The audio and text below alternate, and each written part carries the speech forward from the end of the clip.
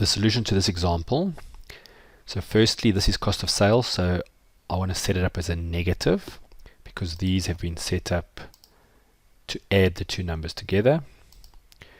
So what we'll do is I know that it should be equals that multiplied by that number there.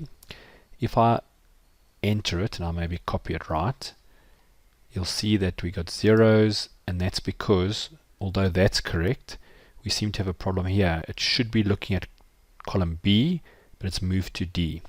So let's go back here, and we now know that we definitely want a dollar sign in front of the B. Let's see if that works. So when I do that, and let's just put the negative sign in front. Okay, so let's just go to this one, see if it works. That's perfect. Now let's just copy it down and see what it's doing. So it looks like it's actually correctly done that. It's gone down one, but I wonder if it's done it correctly this way. So let's just check, take that one there.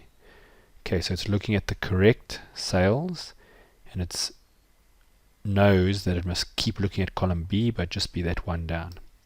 So in this case, the correct formula is put the dollar just in front of the B and let the rows, so the numbers, can move.